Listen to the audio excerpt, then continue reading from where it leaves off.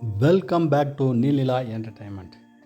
இன்றைக்கி பார்த்தீங்கன்னா சுவையான பாலக்கீரை பிரியாணி தாங்க செய்ய போகிறோம்.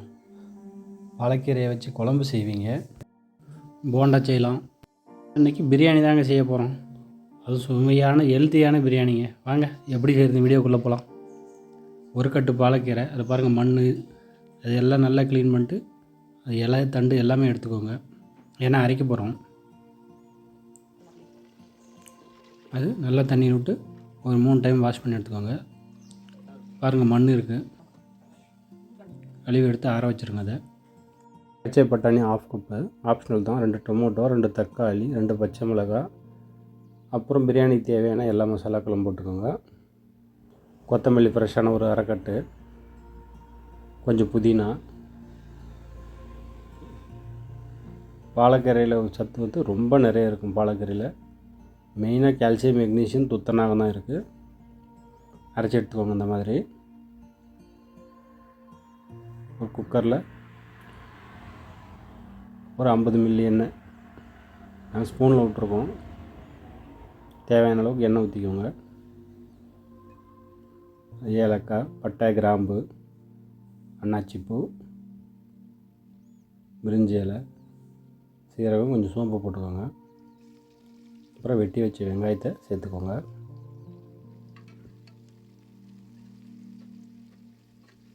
வெங்காயம் பொன்னிறமாக வதங்குற அளவுக்கு வெயிட் பண்ணணும். பிறகு தக்காளி சேர்த்துக்கோங்க. 2 தக்காளி இருக்கு, அது நீள வாக்கில் வெட்டி சேர்த்திக்கோங்க. அதையும்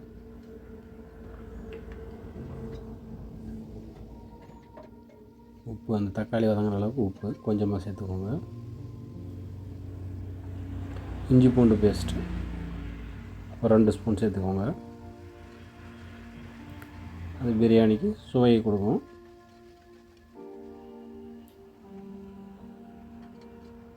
நல்லா கலந்து விடுங்க. ஏன்னா பாலக்கீரை பிரியாணி செஞ்சிங்கன்னா 2 பச்சை மிளகாய் சேர்த்துக்கோங்க. குழந்தைகள் விரும்பி சாப்பிடுவாங்க. நல்ல வாசனையாகவும் சுவையாகவும் இருக்கும். பட்டாணியும் சேர்த்துக்கோங்க. பட்டாணி எண்ணெயிலே வதங்கணும், அப்போ தான் டேஸ்ட்டு நல்லா இருக்கும். நல்லா வாசனையாகவும் சுவையாகவும் டேஸ்ட்டு நல்லா இருக்கும். சீக்கிரமாக குக்கர் காலி ஆகிடும். அந்த மாதிரி செஞ்சு பாருங்கள். அரைச்சி வச்ச பாலக்கீரையை சேர்த்திக்குவோம். அந்த பச்சை வாசம் போகணும், அது வரைக்கும் கொஞ்சம் கொதிக்க விடுங்க.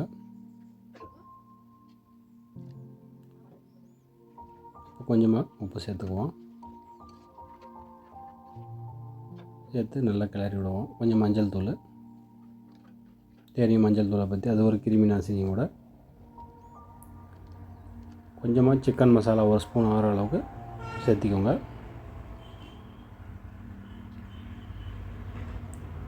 தனி மிளகாய் தூள் சேர்த்துக்கோங்க 1 ஸ்பூனு. நீங்கள் காரத்தை தகுந்த மாதிரி கூட்டியே குறைச்சா சேர்த்துக்கலாம். நல்லா மிக்ஸ் பண்ணிக்கணும். கொத்தமல்லி தலையும் புதினாவும் சேர்த்து மிக்ஸ் பண்ணிக்கலாம். இப்போ தயிர் ஒரு 2 ஸ்பூன் சேர்த்து அதையும் மிக்ஸ் பண்ணிவிடுவோம். அது பிரியாணிக்கு நல்லதொரு ஸ்ட்ரக்சரை கொடுக்கும், கூடவே டேஸ்ட்டும் வரும். பாருங்கள் தயிர் சேர்த்தன உடனே எப்படியா இருக்குன்னு.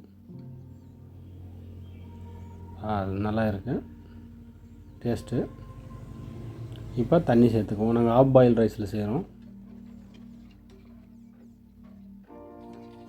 ஒரு 10 நிமிஷம் ஊற வைக்கணும் அரிசியை, போதும். அதிகமாக ஊற வச்சிங்கன்னா அரிசி உடஞ்சிரும்.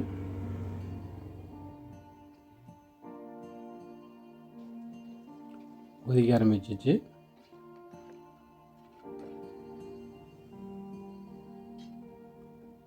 இப்போ அரிசியை சேர்த்துக்குவோம். அரிசியை சேர்த்துட்டு ஒரு டைமு உப்பு செக் பண்ணிவிடுங்க. ஏன்னா ஒரு கல் உப்பு ஜாஸ்தியாக இருக்கணும். உப்பு செக் பண்ணியாச்சு, கொஞ்சம் கம்மியாக இருந்துச்சு, சேர்த்திட்டோம்.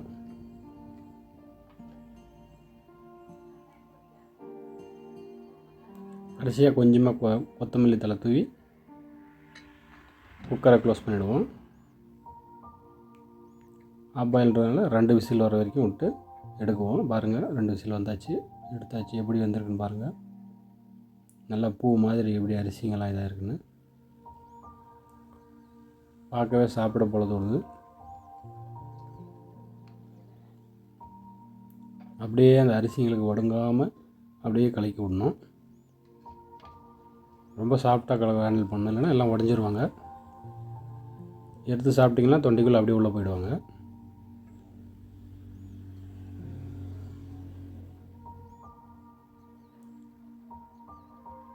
சுவையான பாலக்கீரை பிரியாணி ரெடிங்க. நல்ல சத்துள்ள பாலக்கீரை பிரியாணி ரெடிங்க. நீங்களே இது மாதிரி செஞ்சு பார்த்துட்டு டேஸ்ட் எப்படி இருந்துச்சுன்னு கமெண்ட் பண்ணுங்கள். இந்த வீடியோ முதல் முறையாக பார்க்குறவங்க சப்ஸ்கிரைப் பண்ணுங்கள். ரொம்ப சுவையான இதுக்கு சைட் டிஷ்க்கு ரைத்தா வச்சுக்குவோம், தயிர் பச்சடி